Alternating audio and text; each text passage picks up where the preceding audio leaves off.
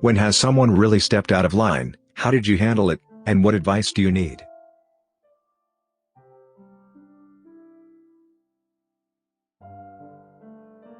Mother-in-law might be dosing my kid. So, my son just said my mother-in-law gave him sleeping pills. I have two kids, a 4-year-old, and a 7-year-old. The 7-year-old's father is not involved, and the 4-year-old is my husband's biological child. Mother-in-law has always been a toxic mother-in-law, since day one. When I suggested that maybe she shouldn't have a key to her 28-year-old son's house. When dear husband, 34 now, and I got married, and the 4-year-old came along, I figured she'd realize that while she's not my biggest fan, I am her son's wife and the mother of her grandchild, and I'm not going anywhere. While the 7-year-old isn't related to dear husband has taken on a fatherly role. We've been together 6 years, and he views the 7-year-old as his son, and the 7-year-old thinks of him as his father. Although we have explained that they aren't related, by extension, he thinks of dear husband's parents as his grandparents, and father-in-law has told 7-year-old to call him granddad, which he does. Mother-in-law is decidedly less nice to the 7-year-old in general because they're not related. Dear husband has talked to her about it, and she's played nice while dear husband is there, but only when he's there. We agreed to just not let mother-in-law around 7-year-old at all. A couple weeks ago my sister got into a car accident. I got a call from the hospital Saturday morning asking me to come in. Dear husband was about 5 hours away and I had no one nearby able to watch them. I called father-in-law, and he said to bring the kids by. I dropped the kids at their place, and went to the hospital, then let dear husband know. Dear husband picked up the kids as soon as he could, and took them home. My sister was released in a few days. She's fine now, just a couple of broken bones, and they were fairly clean breaks, and should be healed soon. But on the day of the crash it got really scary. Anyway, the point of the post. I went to Boots, the chemist, today to pick up some stuff, and brought the kids. We walked past some medications, and 7-year-old points at a box of Nitol, and asks if we can get that. I ask why he wants that. He says that mother-in-law gave it to him the day I left them at her house, and he's saying this completely straight-faced. I talked to dear husband and, like me, at first he thought 7-year-old was kidding, but he quickly realized he wasn't. I asked dear husband if he remembered anything weird about 7-year-old that day, and he said 7-year-old was a bit groggy, which was weird for him as dear husband got to him around midday on Saturday, and he seemed like he'd just woken up when dear husband arrived. Now, I'm not saying 7-year-old is some perfect angel. He is, on the whole, a good kid, and he'd never hurt a fly, but he has told some fibs in the past. I've not spoken to mother-in-law about it, but if she has dosed the 7-year-old I can't see her owning up to anything. I want to believe my son, but I can't believe anyone would dose a 7-year-old with sleeping pills, especially as father-in-law was there, and surely he would have noticed something? I'm not sure what's gone on, if anything, and I need to figure out what's gone on before I figure out how to deal with this. Obviously if she's dosed my kid, then we're talking at least no contact. But if nothing has happened, then this isn't something I should be worrying about. I think I'm too close to it, and I need someone to tell me that either I'm crazy or my mother-in-law is the crazy one. Any ideas? Also, forget this whole section. He's my son, he wouldn't lie about this, I believe him. The time for silence has ended. I'm not biting my tongue anymore. I'm sick of your crap. It's funny how much we, or rather some of us, let our mother-in-law, and bio-moms for that matter, get away with before we finally snap. Well, I just snapped.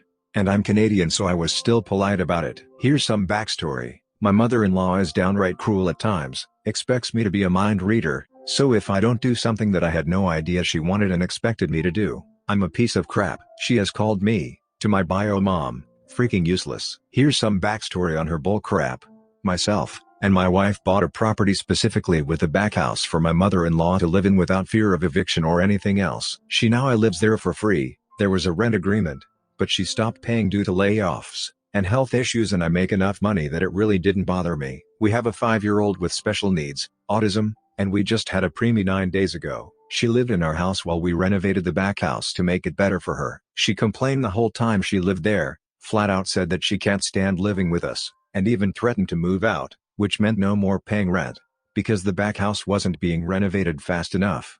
When it comes to basically anything, her take is that she's the only one who knows what she's doing, everyone else is stupid, and doesn't know their elbow from their ass, so if it's not done her way, it's wrong. God forbid I do anything with my son that isn't playing outside, or I'm a piece of crap dad. Her point of view changes day to day. If it suits her, it's fine for my son to stay inside by himself for extended periods of time because he's old enough to not get in trouble. But when it's a chance to criticize me, he's 5, and he doesn't know better.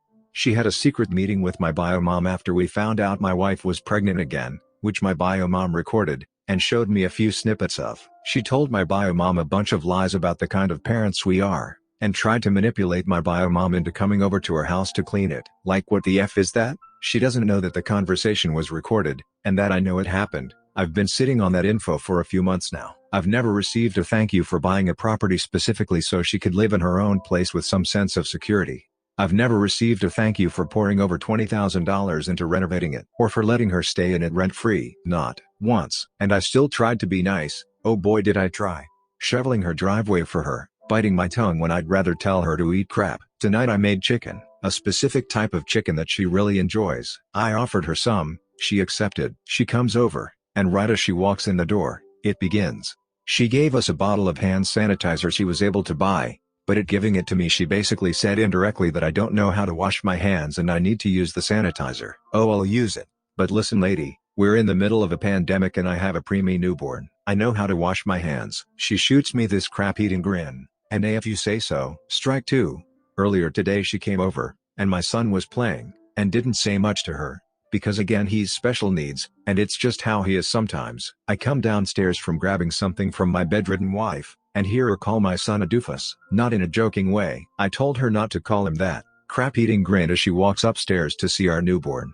That was strike 1. After supper, and spending some time with our newborn, my wife asked who was going to feed him, but mother-in-law had something in the oven at her place, and had to go turn it off, so I offered to feed him. Of course, I am his dad. Which seemed fine, and she left. Then I get a text, meant for my wife, is there some reason he doesn't want me feeding him? Because that's twice now.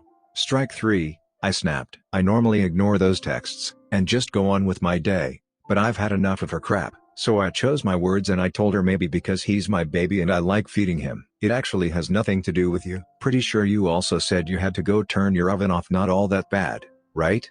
The reply, watch what you say to me. You need to learn some freaking respect. I didn't respond because I've gotten under her skin now. A reply to that at this point would simply be giving her what she wants. She wants a fight.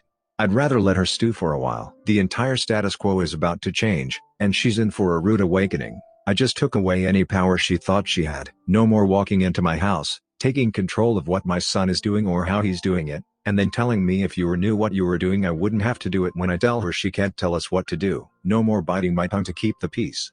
I can't kill her with kindness, so it's time to fight fire with fire. Rant over. Wife and I have been married 11 years, but I've never met my mother-in-law. She refuses to acknowledge me because I'm the second spouse. Fun fact, so is she, and I'm not the right ethnicity. Father-in-law has come twice. He is nice, but still a machista you have to serve. Now, he wants to come visit in July. It's been at least 4 to 5 years since wife has seen father-in-law, but in-laws regularly visit wife's ex-spouse. In-laws stay with the ex, and their new spouse for vacations, Christmas. They do have grandchildren there however, but don't they also have grandchildren here? I digress. My mom is moving back from overseas in July. Yesterday she called to ask about going to see an apartment for her. It's 7 minutes from our house. Wife tells me why does she have to move here? She's a pain in the ass. She's always gonna be up your ass. This is the same woman who I've had to ask for money to turn our electricity back on, within the last year. The same woman who paid for our daughter's gym/tumbling tuition. She bought 75 to 80% of their clothes, and still does. I reminded wife that their family can't be bothered with us. Never sent a card to our girls, much less call or see them. 2 years ago we almost divorced because wife was physical again. My mom drove my girls and I around, hid me, checked under the car for tracking devices, went with me to the DA's office to listen to all the crap that had happened over a decade. The audacity to complain about the person who still stands by me, and helps us? I'm not looking forward to July. I don't want wife's dad here because he doesn't deserve access to us. I'm not looking forward to my mom coming home because I know wife will make it difficult to help and see her. I don't want July to come. That sounds awful. I don't even know what advice to ask for. I walk around in circles because I know the agonizing is my own fault. I understand now why my ex-friend said I liked it. I don't like it. I'm just too scared to make any moves after the last time. I guess I want to know how to stay unmoved when they're saying things like I never asked her for help, even though we did on multiple occasions. Anything helps. Techniques or phrases I can tell myself that maybe worked for you, or how you were less anxious when you know things like this are coming. Narcissist wants to watch my daughter while father and I get divorced. My daughter is 2.5 years old. When she was 18 months old, my mother-in-law, Narcissist, looked after her alone, and she got my daughter's ears pierced with a piercing gun at the mall. I asked her what exactly possessed her to do that to my child, and she said that my daughter's hair was too short, so she made her look girlier, and she called me a hypocrite as I had my ears pierced, but wasn't willing to do the same for my daughter. I told her that I got my ears pierced at 18 in a professional piercing place, and she had no right to do that. But Narcissist said that she was responsible for my daughter at the time, so it was her choice, and that my daughter would probably want her ears pierced eventually anyway. The piercings got infected, and the general practitioner advised taking them out after the infection cleared up, so I did. Narcissist is still upset that the piercings were removed, and wants to get them redone by the same store. I banned Narcissist from seeing my daughter, and no contact was upheld for about 3 weeks, at which point my soon-to-be ex-husband invited her over. To this day there has been no expression of guilt from her, and no shiny spine from soon-to-be ex-husband, which is part of the reason he's a soon-to-be ex. Since then, Narcissist has been aware that she's on wafer thin ice with me, and has not done anything harmful or detrimental to my daughter since ex and I look to be on the rocks. However, I am fairly confident in stating that the reason she hasn't done anything harmful or detrimental to my daughter is that she has yet to be left alone with her. I've not left Narcissist alone with my daughter at all in the past year, just in case she tries something. Ex and I need to go sign divorce papers on Friday. Everything is ironed out, and we won't be fighting. It's just a matter of signing the agreed terms. Narcissist has gotten in touch, knowing Friday is my work from home day, and the day my daughter does not go to daycare, and has said that if we want someone to watch her while we sign papers, she is more than happy to look after her, and has said they can have a girl's day. If Narcissist did watch her, then I'd need to bring my daughter to her an hour before the meeting, and Narcissist would bring her back whenever. Her exact words, "I'll bring her back whenever I'm ready," which does not sound good. There is no one else available to watch my daughter, and she's not booked into daycare during the time I will be with the lawyers. I asked the daycare if there was any way we could extend her hours, but they said all changes needed to be 2 weeks in advance, and I only got the time and date for signing the papers yesterday, so my options are leaving my daughter alone with Narcissist, and hoping she doesn't come back with freshly pierced ears, or taking her with me to sign papers. Update: I rang to ask about the logistics of bringing kiddo with me, and turns out they have a kids area which is pretty much a playmat, and some Legos supervised by a receptionist meant specifically for kids whose parents are busy signing stuff. Ex and I could even take turns signing papers, and checking on kiddo. It's time to get out of here. Typing with a lot of fury here, so I'm so done living with my mother and brothers. They just make me realize how awful and terrible having a family is. My mother is a PhD, and seems to only focus on her honors and achievement. She really loves my little brother, and always says she loves him more than the other. She always says he's more handsome, kind, etc. blah blah than the other. She only sees me as a helper so I can carry on her business while she could just do other things. When trouble comes at the business, and I ask her for advice, she always said, "I figured that one by myself, why couldn't you?" But in the other hand, she always says you should learn from me when I'm alive and stuff. Then when the time comes to ask for her advice, she gave me nothing. I've been feeling like this since I'm 15. I went away from home for uni, then my life was a little bit peaceful without my family by my side, but since I graduated, and obligated to carry on my family business, I have to come back. Then I began to feel again that I want family whatsoever. Beyond that, there was a big dispute between my mother and my past father's brothers and sisters about the wealth of the family. I am always the one in the middle, hearing craps from both sides, not knowing what to do or who's wrong or right. For all I know, everywhere I go I see hell in family. So, I just don't want to create hell on my own later in my life. So after this pandemic is over, I'm going to England to pursue my master's degree, then bye-bye. My family won't ever see me again. Subscribe and turn on the notification bell for more stories delivered to you. Thanks for listening. See you later.